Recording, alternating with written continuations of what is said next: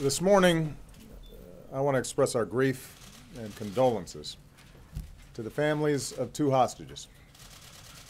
One American, Dr. Warren Weinstein, and an Italian, Giovanni Porto, who were tragically killed in a U.S. counterterrorism operation.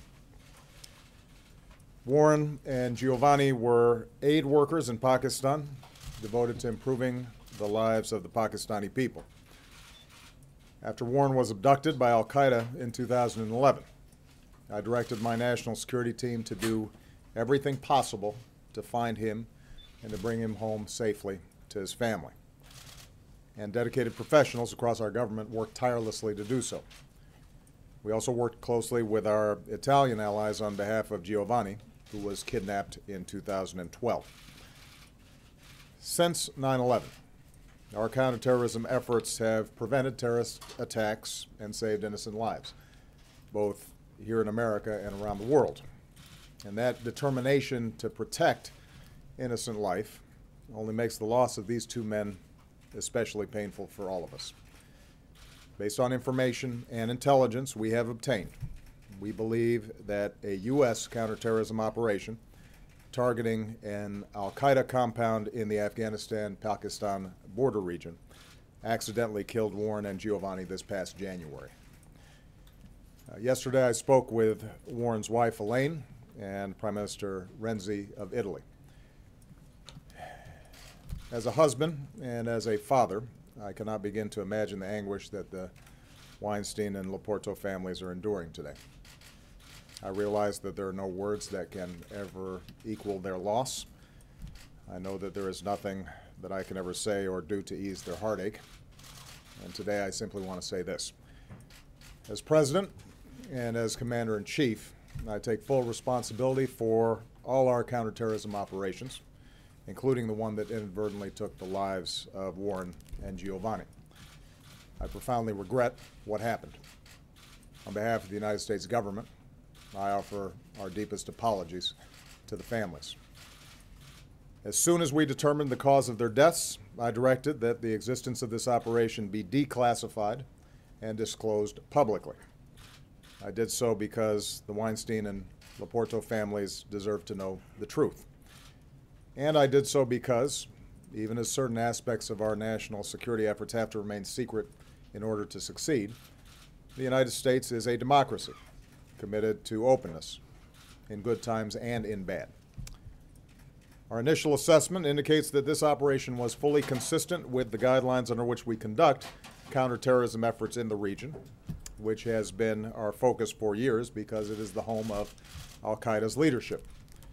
And based on the intelligence that we had obtained at the time, including hundreds of hours of surveillance, we believed that this was an al-Qaeda compound, that no civilians were present, and that capturing these terrorists was not possible.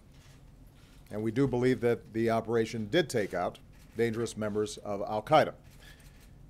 What we did not know, tragically, is that al-Qaeda was hiding the presence of Warren and Giovanni in this same compound. It is a cruel and bitter truth that in the fog of war generally, and our fight against terrorists specifically, mistakes, sometimes deadly mistakes, can occur. But one of the things that sets America apart from many other nations, one of the things that makes us exceptional, is our willingness to confront squarely our imperfections and to learn from our mistakes. Already I've directed a full review of what happened. We will identify the lessons that can be learned from this tragedy and any changes that should be made. We will do our utmost to ensure it is not repeated. And we will continue to do everything we can to prevent the loss of innocent lives, not just innocent Americans, but all innocent lives in our counterterrorism operations. Today we join their families and friends in honoring Warren and Giovanni, two humanitarians who came from different countries but who were united by a spirit of service. For decades, Warren lived the ideals of our country, serving with the Peace Corps and later with the United States Agency for International Development. He devoted his life to people across Africa and South Asia. He was a loving husband, father, and grandfather who willingly left the comforts of home to help the people of Pakistan. At the time of his abduction, he was a USAID contractor focusing on helping Pakistani families escape poverty and give a better life to their children. Giovanni's humanitarianism also took him around the world, to the Central African Republic, to Haiti, and ultimately Pakistan. Like Warren, he fell in love with Pakistan and its people and believed passionately that he could make a difference in their lives. Giovanni's service reflected the commitment of the Italian people, our great allies and friends, to the security and dignity of people around the world. And today is a reminder of the bonds of friendship between our countries and the shared values that bind Americans and Italians together. There could be no starker contrast between these two selfless men and their al-Qaeda captors. Warren's work benefited people across faiths. Meanwhile, al-Qaeda boasted to the world that it held Warren, citing his Jewish faith. Al-Qaeda held both men for years, even as Warren's health deteriorated. They deprived these men of precious, irreplaceable years with family who missed them terribly. Amid grief that is unimaginable, I pray that these two families will find some small measure of solace in knowing that Warren and Giovanni's legacy will endure. Their service will be remembered by the Pakistani men, women, and children whose lives they touched and made better.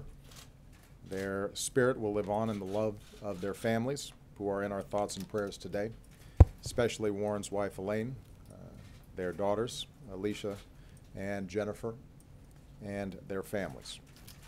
And the shining example of these two men will stand as a light to people the world over who see suffering and answer with compassion, who see hatred and offer their love, who see war and work for peace.